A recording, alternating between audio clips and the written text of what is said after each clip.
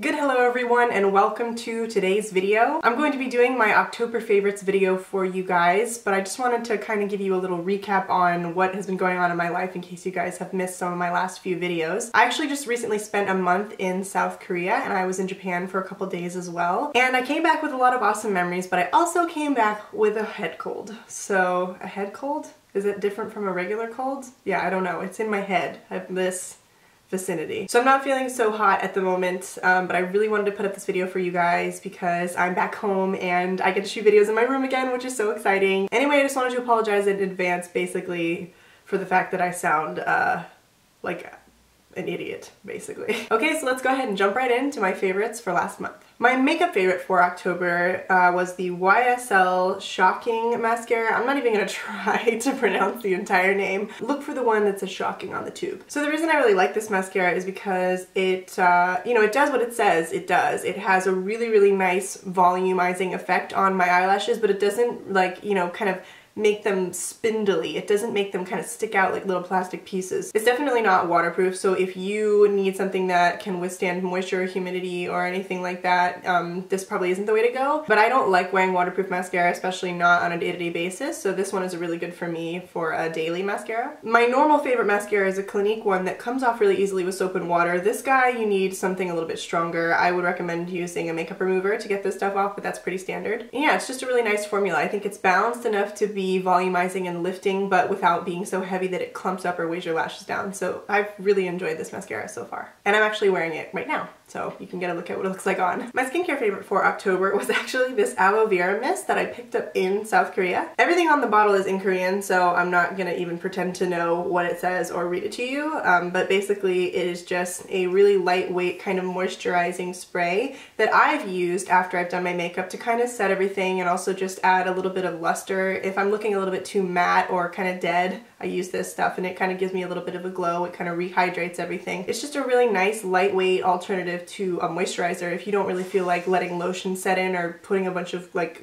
goop on your body, you can just use a mist like this and it's really nice and lightweight. So yeah, that's my skincare favorite. My hair care favorite for October was this Chi Ultra hair straightener. The things that I like about this are that it is ceramic and it's just an on-off switch. There's no temperature gauge. You just turn it on, it heats up, and it's done. It heats up really, really fast. And the major thing that makes this my #1 hair product, basically of all time, is the fact that it has an internal dual voltage switch. So for those of you who don't know, what that means is that this little guy can be used overseas without a converter. You need an adapter still because the plug is still what you would use in the States, so you would need to adapt the plug to wherever you're traveling in order to make it fit into the wall socket. But you don't have to use a voltage converter because this thing can actually sense whether the voltage is like 240 or 120 or wherever you are. It actually will know internally and make sure that the power is not going to burn up the device. So that's really amazing because I've heard so many horror stories from friends and just girls in general that have used their extremely expensive hot tools abroad and it has fried them, even though they've used them with a voltage converter. So this thing is awesome. I've never had a problem with it ever. It is like a handy dandy amazing tool.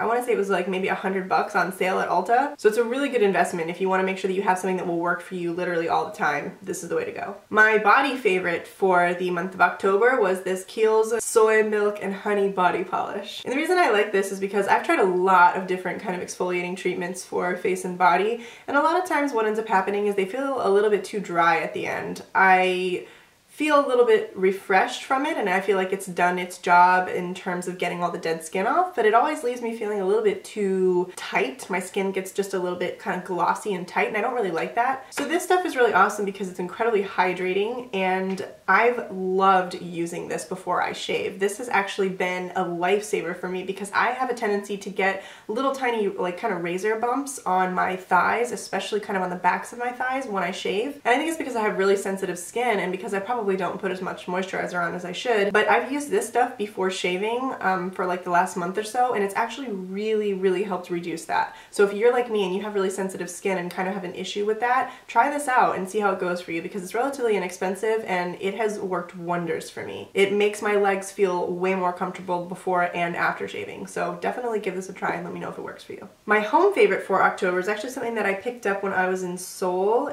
It was like this random alleyway and this adorable grandpa was just kind of sitting in the corner and he had these huge old kind of glass covered bookcases filled with antiques, and I came upon this amazing like bronze Buddha figure, this kind of little like medallion. It actually has like a custom sewn leather case protecting it. So this like medallion is actually all the way out to here. It's a really, really heavy kind of ornament, and it's just beautiful. I think it's one of the most amazing things I've ever found abroad, honestly. I love it. I really don't know much about it, honestly. The guy didn't know much about it, and he did not speak very much English, and I don't speak very much Korean, so there was a little bit of a communication barrier there. So I'm really, really stoked that I found this, and I now am hunting for a place to put it in my house. My music favorite for October was the song Overdose by EXO. I know I talk about EXO all the time, but seriously, I love them, and even if you don't think you like K-pop music, go ahead and watch some of their videos on YouTube. They're incredibly well produced, and they are all really good dancers. Just give it a chance. I promise you won't be disappointed. One thing that I will say about the Overdose video is that I don't know who did the styling, but they kind of need to move forward a decade. It looked like super 1990s hip-hop style, which was kind of hysterical to me. But hey, you know, maybe they're trying to bring it back. Anyway, so yeah, EXO's Overdose. Great song. And finally, my random favorite for the month of October is this tiny little travel perfume sprayer. I think it's called Travalo, maybe? Yes. Now the way that you refill this thing, and which is basically the selling point that totally made me want to get this, is, I guess I should just show you, it's probably easier that way. So you basically just take whatever perfume you have, take the little tiny spray nozzle off, and you'll see a little plastic kind of thing like this. I don't know what the hell to call this. On the bottom of the travel sprayer, there's a little kind of hole down here. You just basically put that on top and you just push down the way that you would push down if you were using the head of the sprayer.